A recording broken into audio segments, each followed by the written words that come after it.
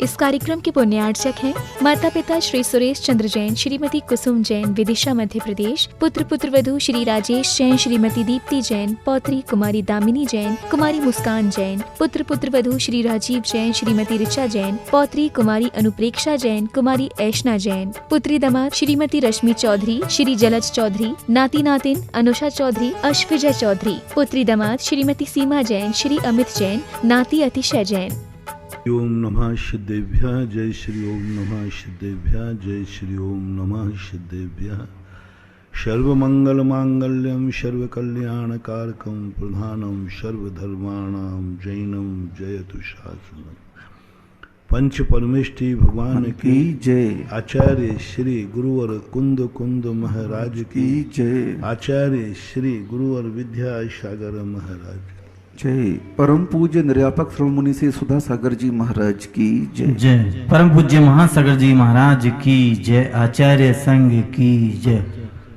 प्रसंग चला था, जो हमारे बड़े हैं, जो हमारा उपकारी है, जो हमारा धर्म है, जो हमारे गुरुजन हैं, ये जितने हमारे प्रति कठोर होंगे उतना ही अपना कल्याण होगा। बड़े लोग जितने भी लिबरल होंगे उतना ही अपना कल्याण है। तो कल मैंने एक साधना की बात कही थी कि भगवान दुनिया में एक ही बात की इच्छा करना कि भगवान मुझे कभी बड़ों की दया का पात्र न बनना पड़े,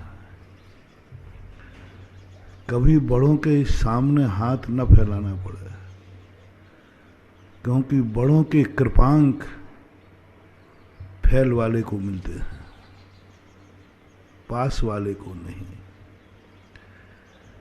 जो 33 नंबर से नीचे लाया है उस पर गुरु की कृपा होती है। फैल वाले पर 10 नंबर के गुरु कृपा करते हैं, कृपांक 10 नंबर होते हैं। और अच्छे नंबर लाने वाले को गुरु 1 नंबर की व्यवस्था नहीं है आपके कानून में।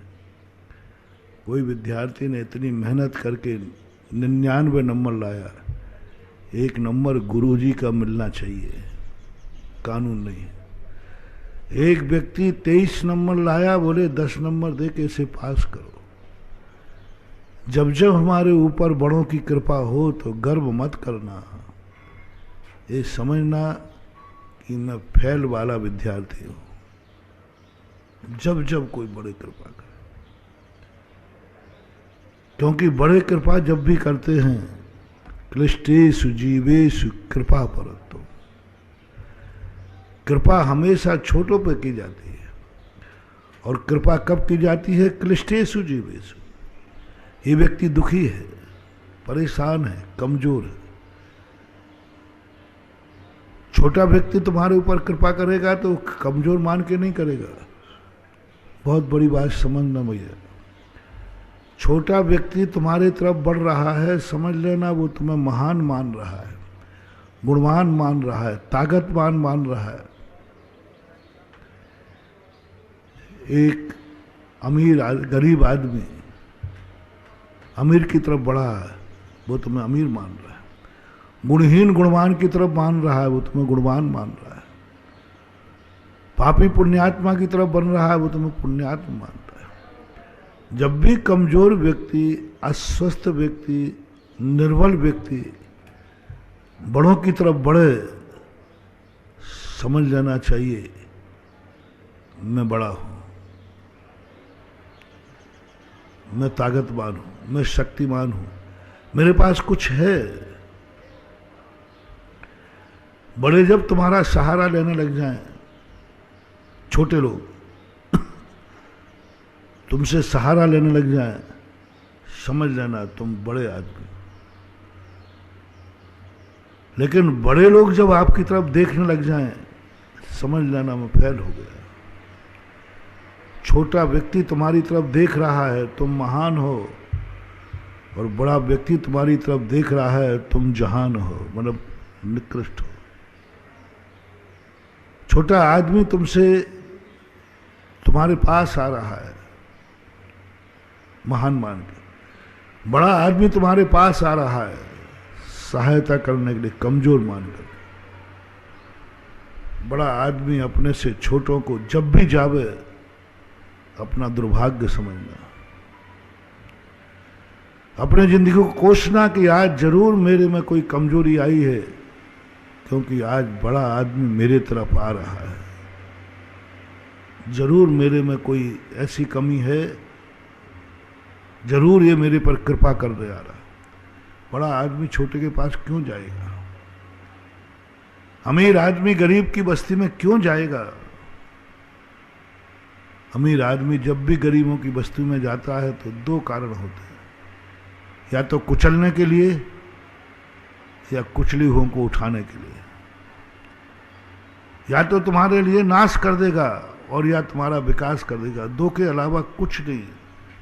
यानी बड़े आदमी का तुम्हारी तरफ आना सब तरफ से तुम्हारा नुकसान। एक तो गुस्सा क्रोध में आ गया तो नाश कर देगा, दया भाव में आया तो तुम्हारे कष्टों को दूर करने का प्रयास करेगा और ये बता देगा तुम खुद अपनी जिंदगी में असमर्थ हो, मुझे आना पड़ा। कृष्टे सुजीवे सुकृपा परंतु, कृपा का पात्र होना। अपन गर्व समझ रहे हैं कि हमें भगवान की शरण मिल रही, भगवान की कृपा है। नहीं, हम फैल हैं तभी भगवान की कृपा कर रहा है। हमें गुरु की कृपा है। गुरु की कृपा बता रही है कि तू क्लिष्ट आदमी है, अपने जीवन में बहुत दुखी है, क्योंकि गुरु महाराज समर्थ व्यक्ति पर दया नहीं करते, असमर्थ पर करते हैं। जब मैं किसी को पीछे को उठाऊं तो किसी समर्थवान को पीछे उठाई है कि किसी असमर्थ के लिए पीछे उठाई है? असमर्थ के लिए, चींटे कीड़े मकोड़े इनके लिए पीछे, क्योंकि वो असमर्थ है। तुम समझते हो पीछे उठा ली महाराज ने किसी बड़े के लिए, नहीं, बड़ों के लिए कोई पीछे नहीं उठाई जाती, छोटों के लिए। तो कल अपन ने समझा था महानुभाव, बहुत बड़ी बात थी। कल कई लोग रहस्य नहीं समझ पाए। ऐसा लगा कि महाराज फिर तो क्या होगा, धर्म के तरफ आएंगे तो संकट और बढ़ेंगे, तो कौन धर्म करेगा? यही तो कह रहा था मैं, यही तो कहा था, हमें धर्म चाहिए, संकट का डर नहीं। महाराज फिर दूसरी तरफ जाएंगे। कल एक प्रश्न आया था कि महाराज आपने कहा जो जो जितना धर्म करता है, धर्म करेगा, उसके कष्ट बढ़ेंगे। और दुनिया के दर्शनों में जाकर देखो, जितना जितना वो भगवान के निकट जाता है उसके कष्ट दूर हो जाते, भगवान ही कर देते। जैन दर्शन नहीं करने वाला। जैन दर्शन तो कष्टों का और रास्ता बताएगा और निखारेगा। ध्यान रखना, जहां वरदान है सावधान रहना, वहां अभिशाप है। घोड़े की अंगाड़ी और साहब की पछाड़ी शुरू में अच्छी लगती है, लेकिन तुरंत बिगड़ जाए तो मुश्किल हो जाता है। थोड़ा बिगड़ जाए, ऐसा अपन को लगता है। ऐसा समर्थवान व्यक्ति अपनी जिंदगी में आ जाए, बहुत सावधान रहना। एक मिट्टी का मटका तालाब में तैर रहा था, वहां एक सोने का मटका भी किसी ने डाल दिया, वो भी तैरने लगा। मिट्टी का मटका कांप गया। सोने का मटका बोला, भाई क्यों कांपता है, मैं तेरी जाति का हूं, सोने का हूं। बोले साहब आपसे ही खतरा है, आप मेरे से टकराओगे तो आपका तो कुछ नहीं बिगड़ेगा, मैं तो चूर हो जाऊंगा, चूर हो जाऊंगा। आपका तो क्या बिगड़ा, आप तो सोने के। बड़े आदमी जब जब अपनी जिंदगी में आते हैं, हमें बहुत सावधान रहना पड़ता है, बहुत सावधान, क्योंकि उनमें समर्थ है मिटाने का। यदि वो विपरीत हो गए तो तुम्हें पहले बहुत सुख मिलेगा। जिसके पास गुंडे लोग होते ना, वो अपने आप में बहुत हैकड़ी में रहता है, ले एक दिन वही गुंडा उसको मिटा देता है। अमेरिका को एक गर्व था कि मेरे पास एक ऐसा व्यक्ति है जो सारे विश्व को थका सकता है। अंत में उसी ने अमेरिका का विनाश कर दिया, क्योंकि समर्थवान पर कभी विश्वास मत करना कि वो तुम्हारी जिंदगी में कभी काम आ जाएगा। असमर्थ व्यक्ति काम आएगा, अभाग्यमान के काम आएगा। तुम्हारी सेवा करके वो धन्य होगा, नाचेगा, ओहो आज मुझे इनकी सेवा करने को। तुम्हारा सहयोग करके धन्य होगा। तुम्हारे जीवन में ऐसा लगेगा कि आज मैंने बड़े आदमी की। अपन भगवान की सेवा करते हैं, दर्शन करते हैं, क्योंकि वो बड़े आदमी हैं। अपन अभाग्य मान के करते हैं, धन्य मान के करते हैं, बहुत धन्यवाद।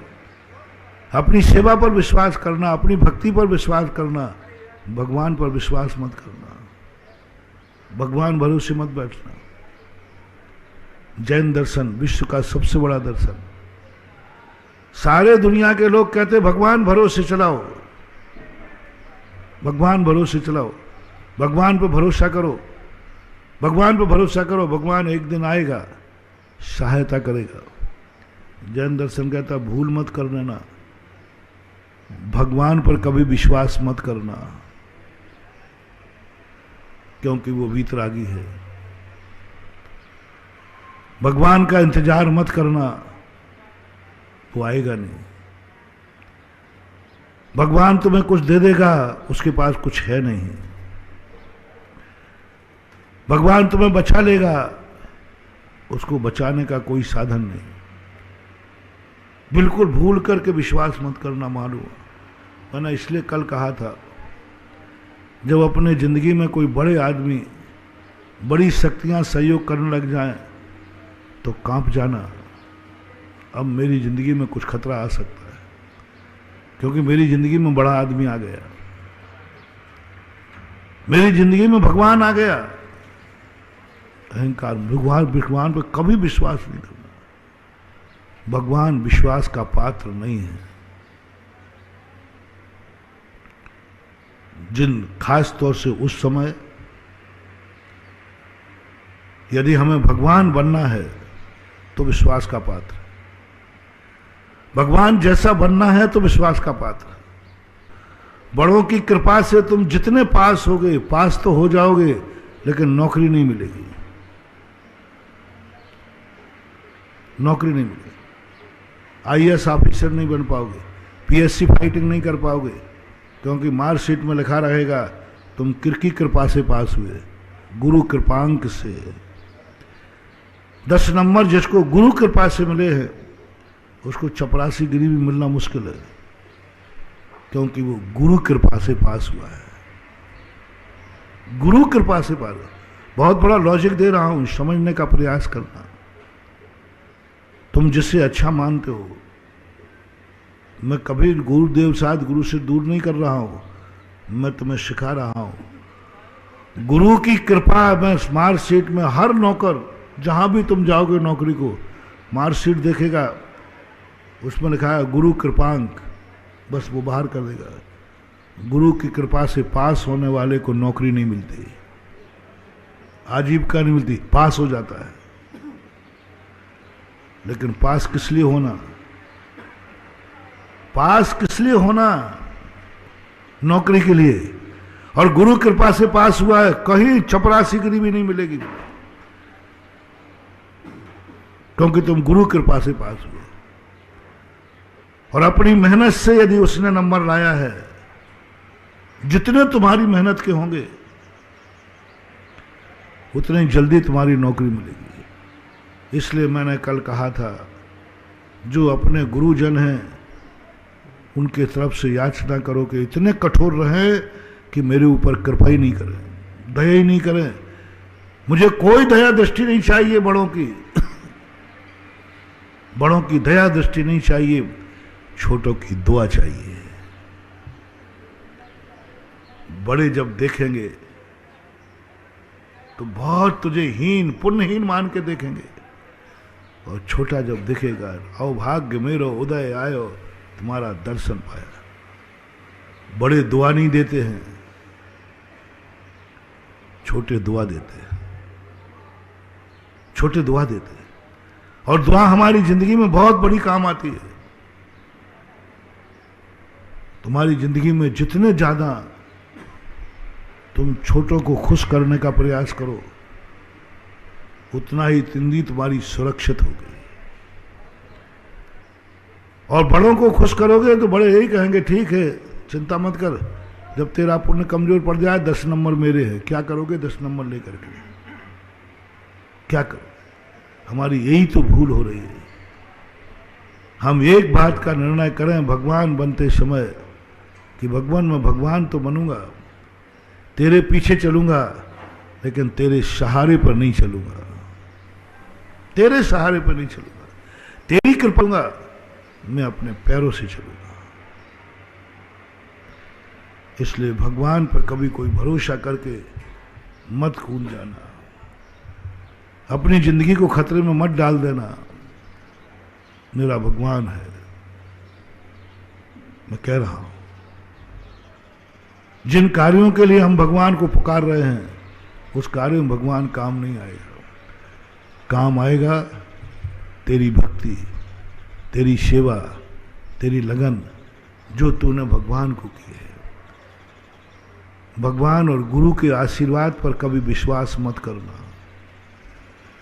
इस आशीर्वाद पर कभी विश्वास मत करना। मान लो माँ बाप पर भी नहीं, आशीर्वाद पर विश्वास मत करना, धोखा खा जाओगे, बहुत धोखा खाओगे। विश्वास करना तो अपने नमोस्तु पर करना, जो मैंने नमोस्तु किया है ये चोखा है। महाराज ने जो आशीर्वाद दिया है मुझे विश्वास नहीं है, विश्वास नहीं। इसलिए जिनेंद्र भगवान ने, जैन भगवानों ने आशीर्वाद की मूर्ति नहीं बनाते। भक्तों ने कहा मुझे तुम्हारे आशीर्वाद पर विश्वास नहीं है। जैनी कभी भगवान के आशीर्वाद पर विश्वास करते ही नहीं, करेगा ही नहीं, करना भी नहीं चाहिए। इसलिए भगवान को बिना आशीर्वाद की मूर्ति बनाता है। विश्वास कहां करना चाहिए? अपने नमोस्तु पर, मेरी भक्ति पर, वो मेरी है। भगवान मेरा नहीं, वो मेरे क्या काम आएगा? भक्ति मेरी है, जो मेरी है वही तो काम आएगी। भगवान तो पर रूप है, भगवत तो पर द्रव्य की पर्याय है, लेकिन भक्ति हमारी खुद की पर्याय है। हमने स्वयं प्रकट की है, वो हमारी मेहनत है, हमारे समर्पण है। मैंने तो कहीं देख लिया, सारी दुनिया में आज तक भगवान किसी का काम नहीं आया, आया तो उसकी भक्ति काम आई, भक्ति काम आई। भगवान काम नहीं आया। 700 मुनियों के कोड़ दूर हुए, उसका भक्ति हुई, गंधोदक हुआ, बंधोदक हुआ और गंधोदक से दूर हुआ। इसलिए अपनी भक्ति बढ़ाओ, अपनी शक्ति बढ़ाओ, अपनी साधना बढ़ाओ।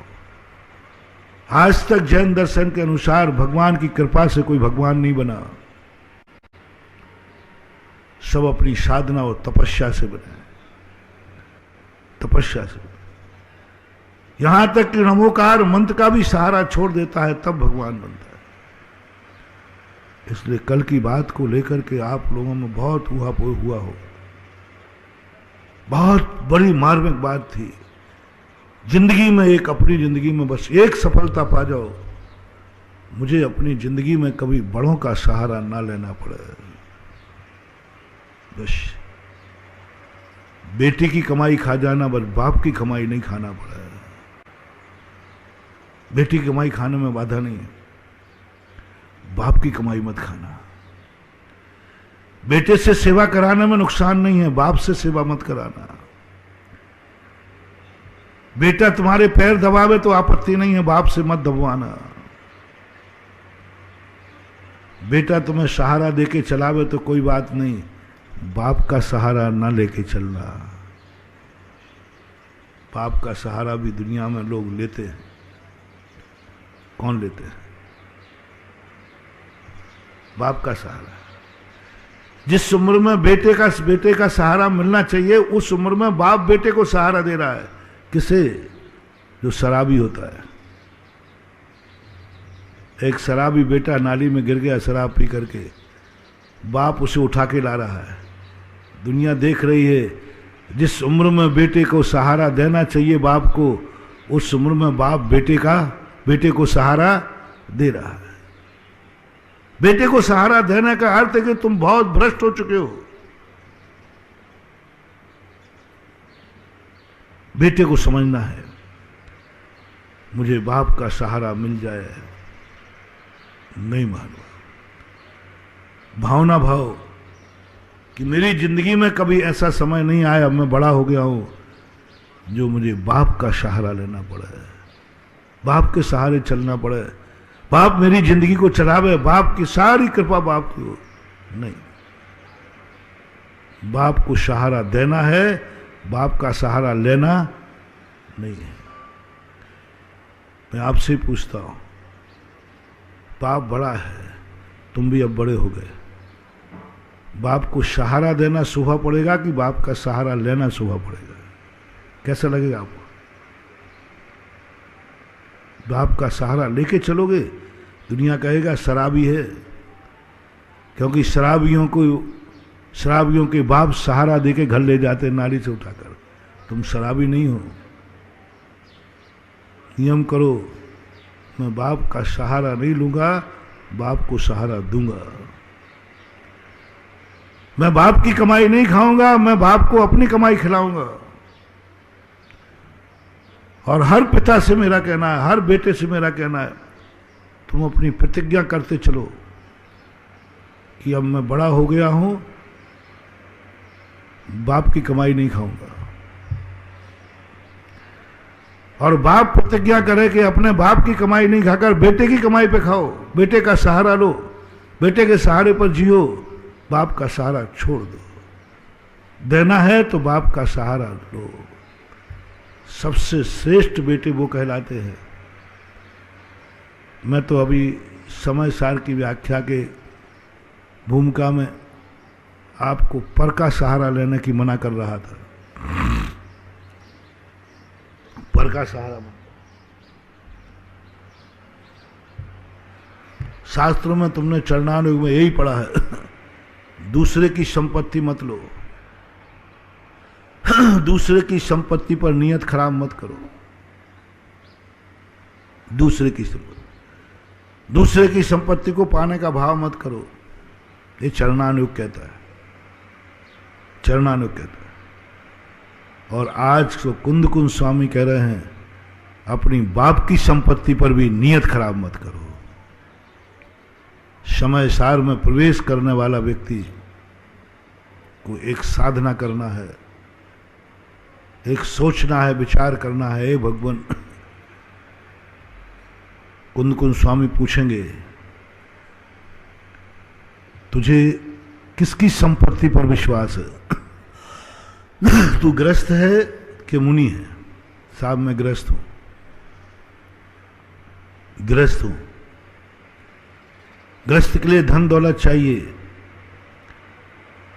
किस धन दौलत संपत्ति से अपनी गृहस्थी को अभाग्य मानेगा? किस धन दौलत से तू अपनी व्यक्ति को, जिंदगी को सुखी मानेगा? तेरा बाप अरबपति है, अरबों की संपत्ति है, अरबों की संपत्ति है तेरे बाप के पास, और तू कमाएगा तो लाख रुपए कमा पाएगा। इन दोनों में से तुझे कौन सी संपत्ति का आशीर्वाद चाहिए? बाप की संपत्ति तुझे मिलना चाहिए, बाप का संपत्ति पे तेरा जिंदगी चलेगी।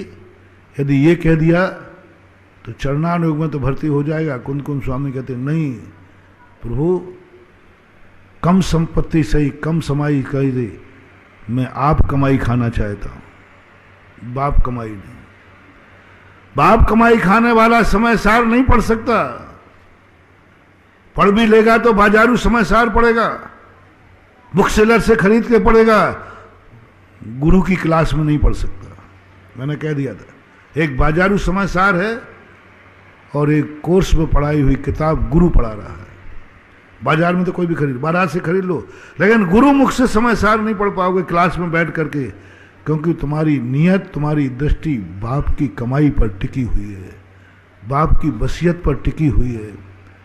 जिन जिन को समय सार पढ़ना हो भाई आज एक साधना करें, माला फेरें, भगवान से प्रार्थना करें श्रीफल लेकर के कि बस भगवान मुझे जिंदगी में कुछ नहीं चाहिए, बस मुझे बाप की कमाई पर, बाप की वसीयत पर दृष्टि ना जावे, मुझे बाप की कमाई नहीं चाहिए। मैं बाप की कमाई पर जिंदा नहीं रहना चाहता, क्योंकि वो पूज्य हैं, वो बड़े हैं, वो महान हैं। हमने पहले ही कह दिया, बड़ों की कृपा नहीं चाहिए, बड़ों की कमाई नहीं चाहिए। बड़ों के प्रति हमारा एक सबसे बड़ा दायित्व है। जो बेटा ये प्रतिज्ञा कर ले, पिताजी मैंने नियम लिया है आपकी, मैं बहुत निकम्मा हूं, कमजोर हूं, लेकिन इतना पापी नहीं हूं कि आपकी कमाई पर दृष्टि रखूं। मैंने त्याग कर दिया है, मैं बाप की कमाई को जिंदगी में हाथ नहीं लगाऊंगा। खून पसीने की मिलेगी तो खाएंगे पापा, नहीं तो हम भूखे सो जाएंगे। पढ़ाई संपत्ति के तो बहुत, उसकी चर्चा ही नहीं कर रहा। आजकल प्रवचन चरणाने के नहीं चल रहा है कि दूसरे के डाका मत डालना, दूसरे की वस्तु पर नियत खराब मत करना। नहीं, अभी तो कह रहा हूं बाप की संपत्ति पर नियत खराब मत करना। मैं बाप की वसीयत से अपनी जिंदगी नहीं चलाऊंगा, मुझे बाप की कृपा नहीं चाहिए। प्रार्थना करो भगवान जिंदगी में कैसा भी बुरा दिन दिखा देना, ऐसा दिन मत दिखाना कि मुझे बाप के सामने हाथ फैलाना पड़े, बाप का सहारा लेना पड़े। बाप की कमाई को मैं खाऊंगा? वो पूज्य हैं, महान हैं। पूज्य की कमाई खाना, पूज्य को खिलाया जाता है, पूज्य की कमाई खाई नहीं जाती है। ये नीति है। यही सिस्टम लगाओ, थोड़ा कम लगाना। महाराज को तुम खिलाते हो या महाराज की कमाई खाते हो आहार में? हैं? मैंने एक दिन कहा था ना, तुम रोज को महाराज को खिलाते हो। एक दिन महाराज से कहो, महाराज एक आध दिन आप भी तो खिलाओ क्वारंटाइन में। नहीं भावना हो तो बताओ, खा मत लेना बेटा। कोई महाराज आ सकता है, कोई महाराज कह सकता है कि चलो आज मैं खिलाऊंगा तुम्हें, तो भूखे मर जाना, लेकिन कभी महाराज के हाथ का एक पानी की बूंद भी मत पी लेना। महाराज के हाथ की पानी की बूंद मत पी लेना, बूंद। भगवान के हाथ, गुरु के हाथ से एक कुछ भी मत ले लेना।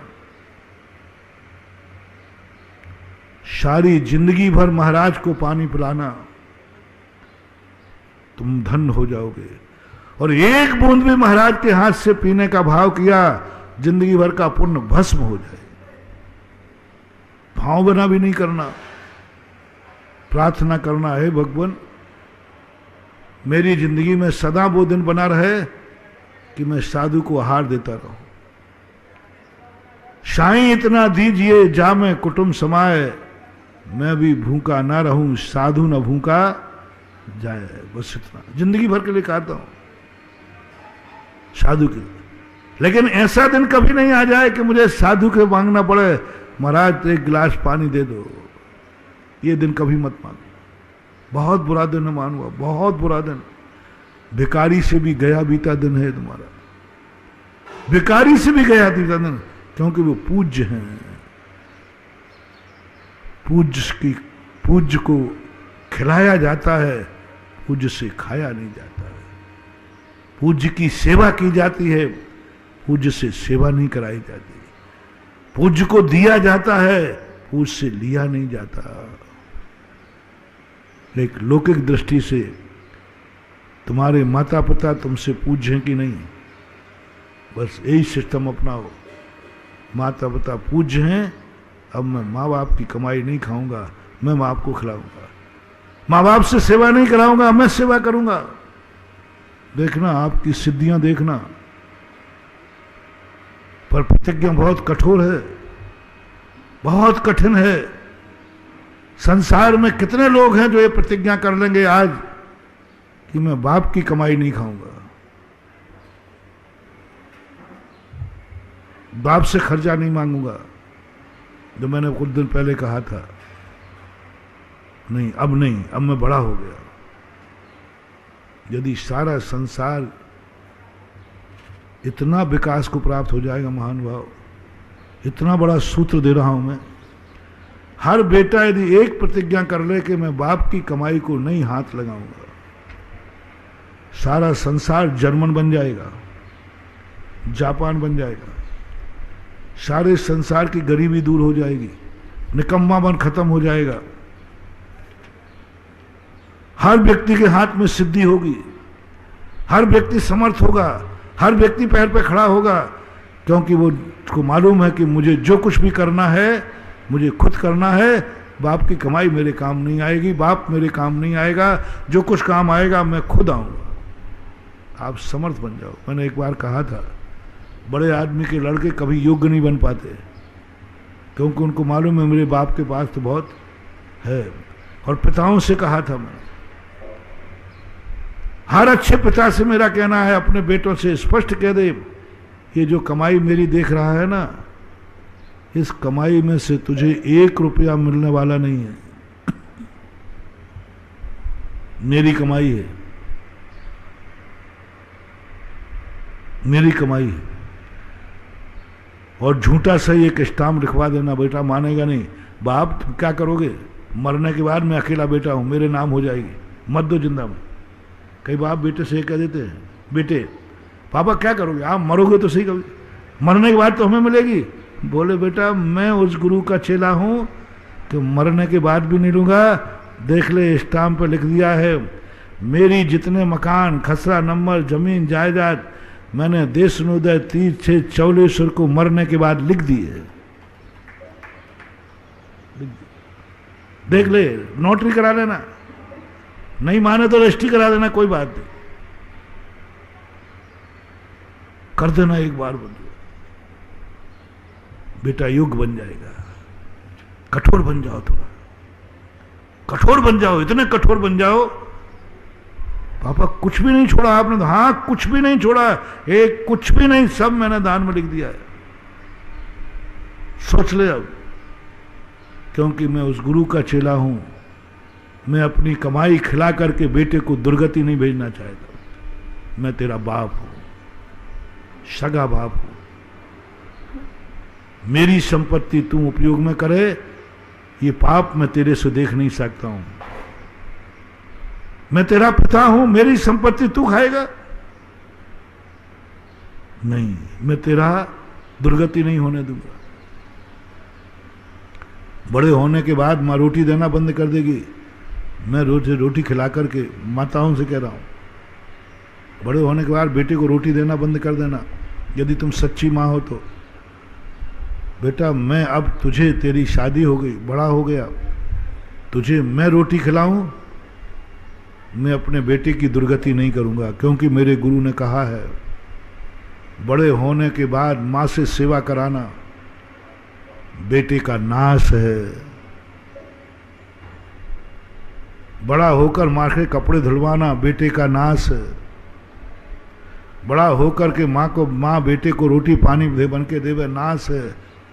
मैं तेरा नाश नहीं करूंगा, इसलिए आज के बाद मैं तेरा कोई काम नहीं करूंगी। मां को घोषणा करना, कठोर बनो, इतने कठोर बन जाओ, बेटे के हित के लिए कठोर बनो। बड़े लोग जब भी कठोर बनते हैं वे तुम्हारे दुश्मन नहीं हैं, दुश्मन नहीं है, तुम्हारे हित के लिए कठोर बनना पड़ेगा। मां मिट्टी खाता है बेटा, मां थप्पड़ मार के मिट्टी को छीन लेती है, रोता है, रोने दे, मिट्टी नहीं खाने दूंगा। मेरा कहना है हर मां को लिए कठोर बनना है, इतने कठोर बन जाओ।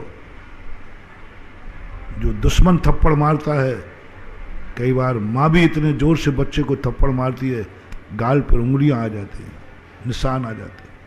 ये अधिकार दिया है। बच्चे के प्रति थोड़ा कठोर बनो, निर्दय बनो।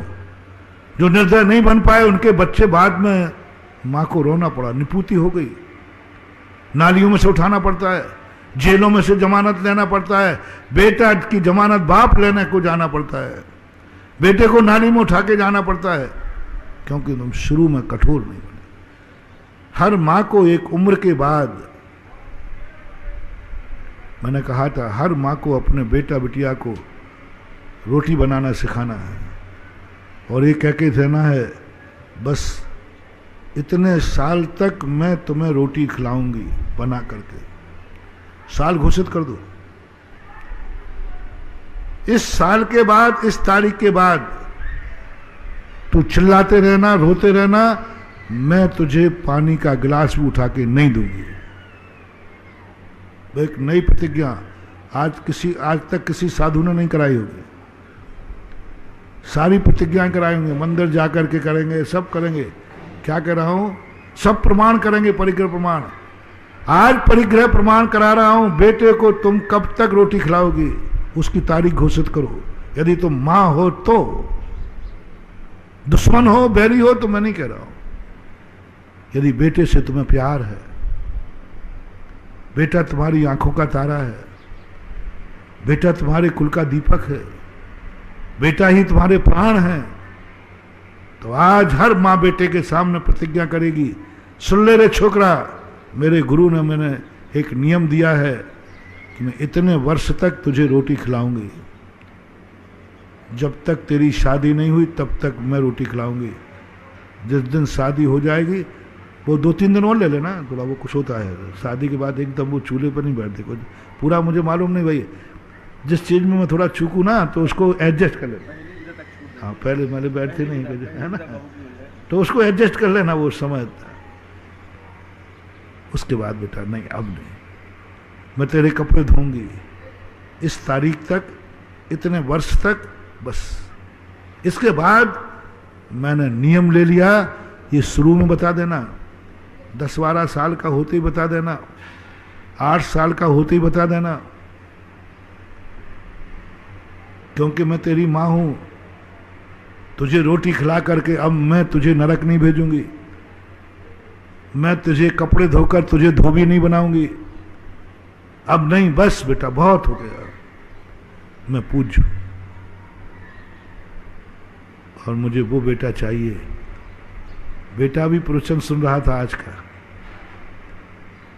वो कहता मां क्या बात है, ये बात है, तुमने नियम लिया, मैंने तो प्रवचन ही में नियम ले लिया था, इस साल के बाद मां से सेवा नहीं कराऊंगा, इस साल के बाद मां से रोटी नहीं बनवाऊंगा, इस साल के बाद मैं मां से कपड़े नहीं धुलवाऊंगा, इस साल के बाद मैंने तुमसे पहले ही नियम ले लिया प्रवचन में। मजा आ जाएगा, मजा आ जाएगा महानुभाव। कोई माँ बाप को कभी कष्टों में नहीं मरेंगे। किसी माँ बाप में कहीं घर में 80 साल के बुढ़े भी चूल्हे के सामने बैठती है माँ, पानी भर के लाती है, क्या करती है भगवान माने। रामराज जागाए रे, जिस दिन माँ इतनी कठोर हो जाए, लाओ ये कठोरता, लाओ ये कठोर, वो सब सीखेगा। इस साल के बाद मुझे कुछ नहीं मिल रहा है। पिताजी से कहना है, बेटे से कान खोलकर सुन ले बेटा, पढ़ाई के समय कठोर बनो रे बाप, बाप नहीं हो तो कठोर मत बनना, दुश्मन हो तो लिबरल बने रहना, दुश्मन हो तो बहुत बहुत सॉफ्ट बने रहना। बेटा को कहीं कुछ करने ही मत देना, बेटा को कुछ भी नहीं करने देना। बेटे तुम ही करना बुढ़ापे तक, तुम्हारे मरने के बाद वो बेटा रोएगा, कोसेगा। बेटे के सामने आज सबको प्रतिज्ञा लेना है, बेटा कान खोल के सुन ले,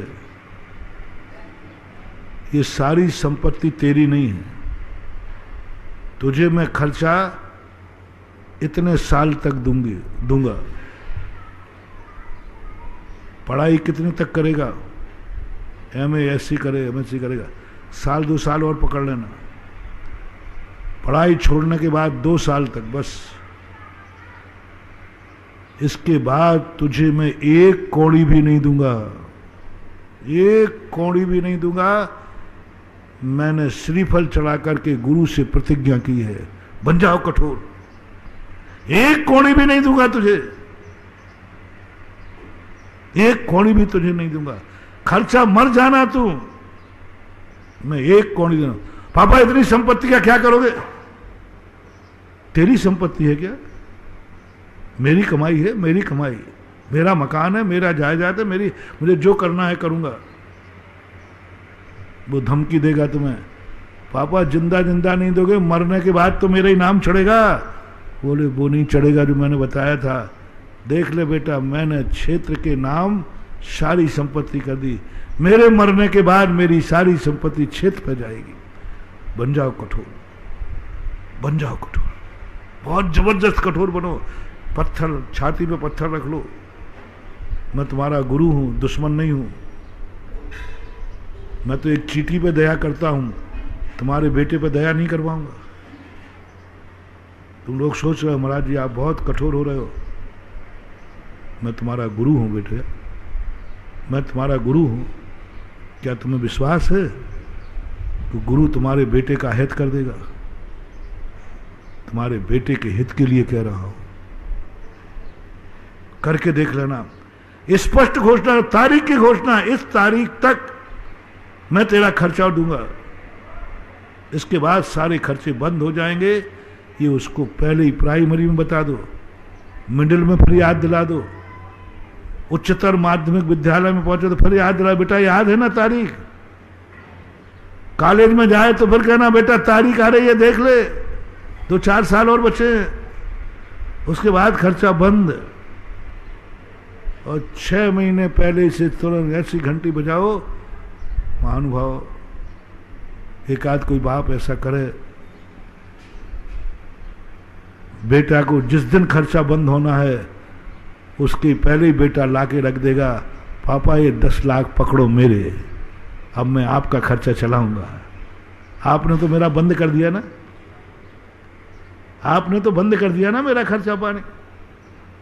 आपकी तारीख तो आ गई ना ये, अब उस तारीख के बाद की कहानी सुनो। मैंने भी नियम लिया था, मैं भी उन्हीं गुरु का चेला हूं जिसके आप हो पापा। मैंने भी नियम लिया था कि इस तारीख के बाद मैं बाप से खर्चा लेना बंद करूंगा, मेरी भी प्रतिज्ञा थी और मैंने नियम लिया है उस तारीख के बाद आपसे खर्चा लूंगा नहीं, आपको खर्चा दूंगा। अब मैं खुद कमाने लगा हूं। बोलो महानुभाव, क्या उस परिवार में कभी गरीबी आएगी? आ ही नहीं सकती। और बेटों से मेरा कहना है तुम ये प्रतिज्ञा ले लो, इस तारीख के बाद मैं बाप से खर्चा लेना बंद करूंगा, मैं अपनी खुद की वसीयत बनाऊंगा। बाप का मकान जाएगा चौलेश्वर पारसनाथ में, बाप के सामने मैं अपना मकान बनाकर बाप को रखूंगा। कितने बेटे हैं जो बाप के मकान में रहते हैं, और कितने बेटे हैं जो बाप को अपने बनाए मकान में रखते हैं। कुंद स्वामी का समय सार को ऐसे ही मत समझना। जो बाप के मकान में रह रहा है, जो बाप की संपत्ति खा रहा है, बाप से खर्चा ले रहा है, वसीयत ले रहा है, उसे समय सार में एंट्री नहीं हो सकती। बहुत छोटा सा प्रश्न है, लेकिन तुम्हें यह प्रतिज्ञा करना है, बाप के मकान में जन्मे हो तो रहना, बस एक प्रतिज्ञा आज करना है, पापा के मरने के पहले मैं अपने खुद के मकान में, मेरा पापा मरेगा, पापा के मकान में मैं नहीं मरूंगा। पापा अपने मकान में नहीं मरेंगे, पापा खुद के मकान में मरेंगे? जिस मकान को पापा ने बनाया है, नागल किया है, उसी मकान से पापा की अर्थी निकलेगी? बहुत बड़ा दुर्भाग्य मान हुआ। पापा ने जो मकान बनाया है उसी मकान से पापा की अर्थी निकलेगी? नहीं, पापा मरेगा मेरे मकान में। जिस बेटे के मकान के बनाए हुए में पापा मर जाए, समझ लेना वो मकान बहुत सगुन होता है, शुभ होता है, क्योंकि पापा का मरण कहां हुआ। कई लोग कहते महाराज मुझे मकान फलते हैं कि नहीं फलते। कई लोगों को नहीं फलते, बोले महाराज जो मकान लो उसमें बर्बादी होती है। मैं तो कहता हूं कि तुम्हारे पापा किसके मकान में मरे? वो तो अपने खुद का बनाया था, उसी मकान में रहे, वो भी उससे मरे, और महाराज मैं भी उसी में मरूंगा क्योंकि वो पापा का मकान है, मुझे मिल गया। नहीं, मैं पसंद नहीं करूंगा। मैं इस समय बहुत कठोर हो चुका हूं, क्योंकि मैं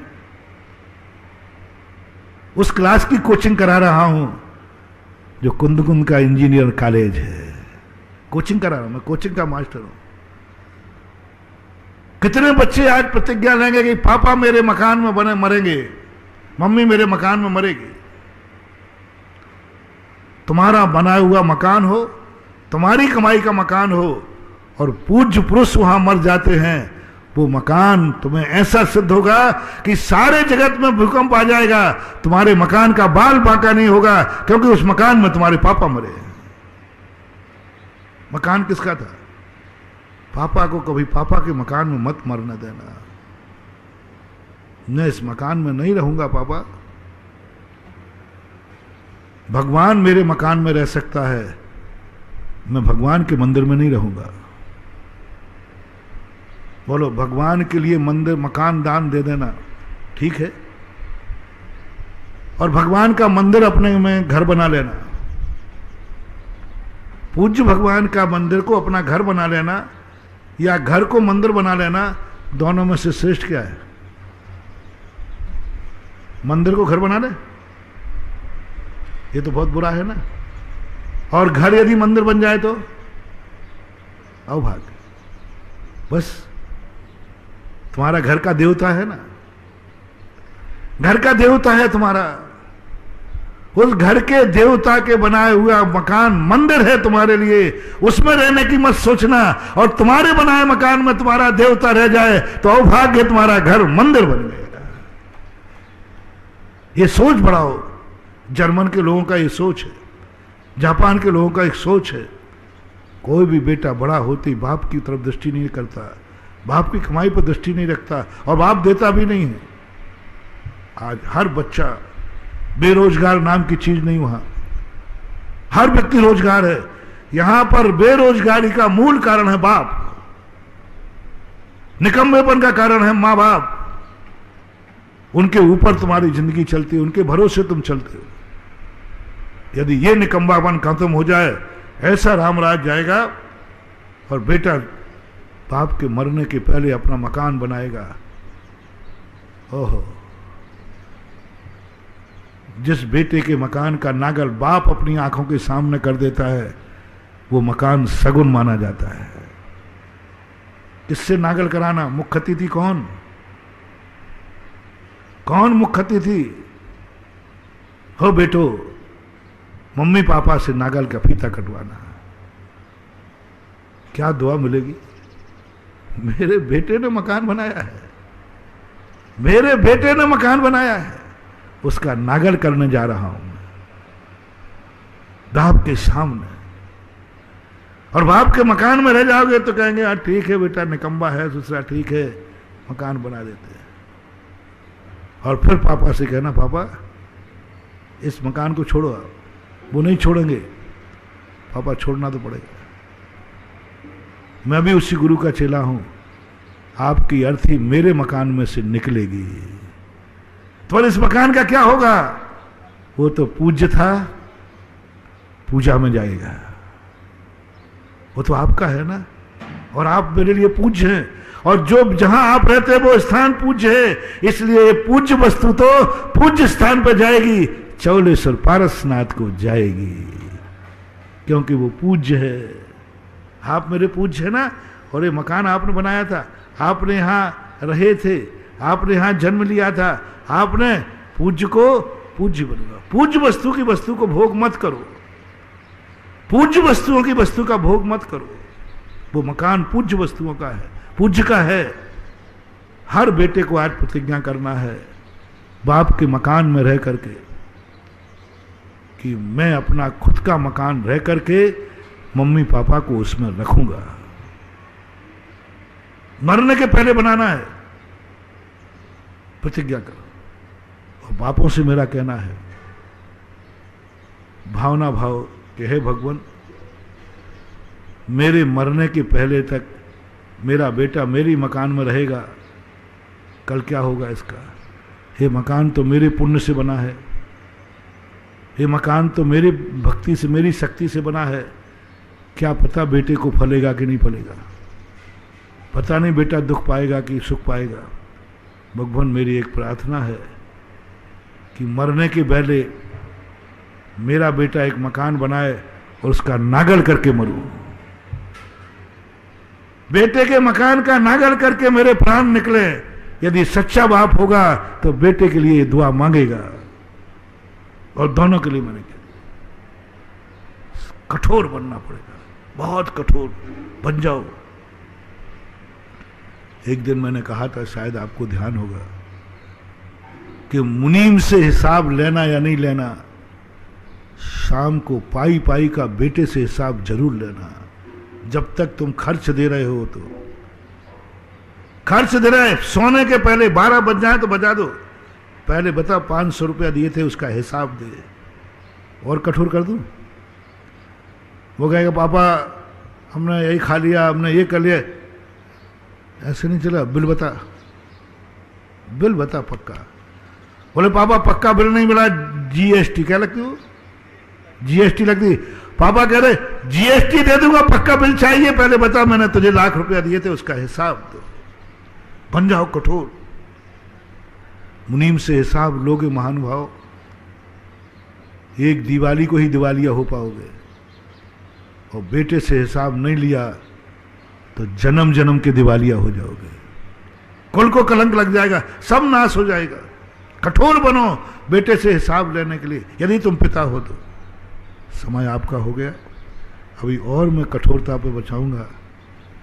मैं कोचिंग जिस इतना कठोर में था नहीं पहले, इस बार हुआ, क्योंकि मैंने देख लिया कि मेरा हर भक्त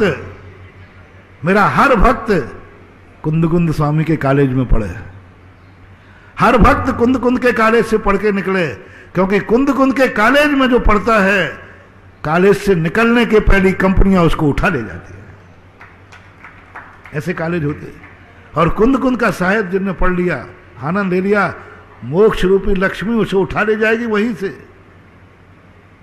संसार से ऊपर उठ जाएगा। इसलिए मैं थोड़ा कठोर बन रहा हूं। और समय आपका हो गया, आगे फिर चर्चा कभी करेंगे। महावीर भगवान है की।